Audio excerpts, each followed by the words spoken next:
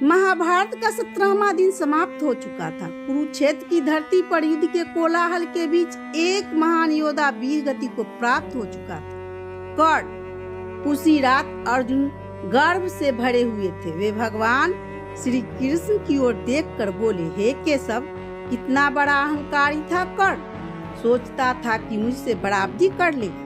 आज उसका अभिमान, उसका घमंड, उसकी समस्त वीरता, सब कुछ मैंने अपने बाणों से चूर चूर कर दिया। उसके सिर को उसके धड़ से अलग कर मैं साबित कर दिया कि वह मेरे चरणों की धूल के बराबरी भी नहीं था। श्री कृष्ण मुस्कुराए, प्रशांत स्वर में बोले, पार्थ, यह सत्य है कि तुमने कर्ण को युद्ध में हराया, लेकिन इसका यह अर्थ नहीं कि वह कोई साधारण योद्धा था। वह भी एक श्रेष्ठ धनुर्धर था, एक महान योद्धा। उसकी योग्यता पर तुम्हारा यह अहंकार उचित नहीं। अर्जुन ने हैरानी से पूछा, क्या तुम कहना चाहते हो कि मैं कर्ण से श्रेष्ठ नहीं था? क्या मैं सर्वश्रेष्ठ धनुर्धर नहीं हूँ? कृष्ण ने गंभीर स्वर में उत्तर दिया, पार्थ, जब तुमने पितामह भीम को निष्कर्ष किया, तब क्या तुमने उनसे श्रेष्ठ हो गए? नहीं ना, तो फिर कर्ण से अपनी श्रेष्ठता का प्रमाण हो, मात्र युद्ध के परिणाम से मत निकालो। अर्जुन फिर बोले, माधव, जब भी मैंने कर्ण के रथ पर बाण चलाया, उसका रथ 10 कदम पीछे हटता जाता, और जब वह मुझ पर बाण चलाता तो मेरे रथ केवल 2 कदम पीछे हटता था। क्या यह प्रमाण नहीं कि बाणों में अधिक शक्ति थी?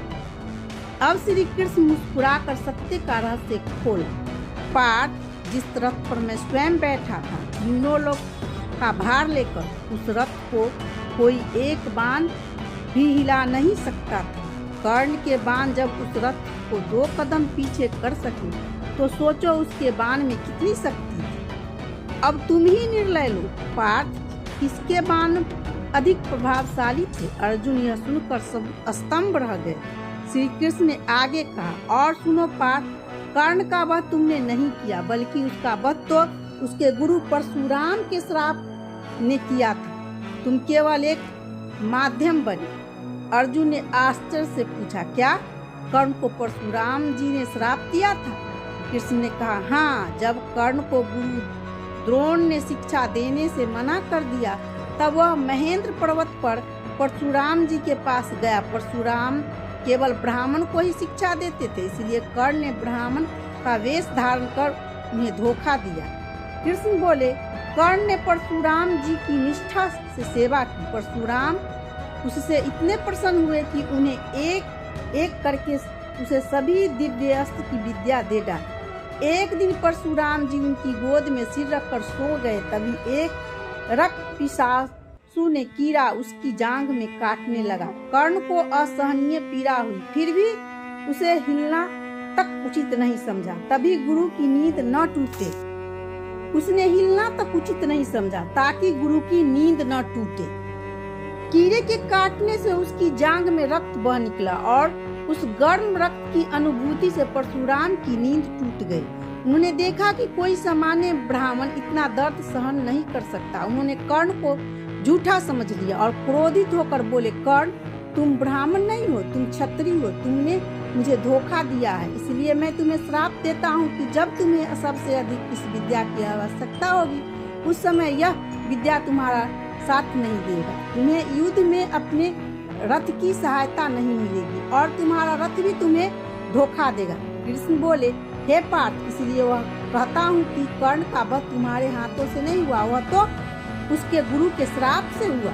वह तो केवल नियति थी। अर्जुन की आंखें आश्चर्य और पश्चाताप से भर गई। वे बोले, माधव, आपने कहा कि कर्ण जानबूझकर यह युद्ध हारा, यह कैसे संभव है? श्री कृष्ण बोले, हाँ पार्थ, जब कर्ण कौरव का सेनापति बना तो मैंने उसके पास गया और उससे कहा कि वह अधर्म का साथ छोड़कर पांडव का साथ दे। मैंने उसे बताया कि वह कुंती का पुत्र है, तुम्हारा बड़ा भाई है। कर्ण ने कहा, हे कृष्ण, मैं जानता हूँ कि दुर्योधन अधर्मी है, लेकिन वह मेरे जीवन का एकमात्र मित्र रहा। जब पूरी दुनिया ने मुझे सूत पुत्र कहकर अपमानित किया, तब उसी दुर्योधन ने मुझे अपनाया, मुझे अंगराज बनाया मैं उसका साथ कभी नहीं छोड़ सकता। अधर्म के मार्ग पर प्रमाण दे सकता हूँ, पर मित्र को धोखा नहीं दे सकता।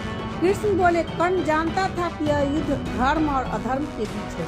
वह जानता था कि उसकी हार से धर्म की विजय होगी और इसलिए उसने प्राण देकर भी धर्म का पक्ष चुना।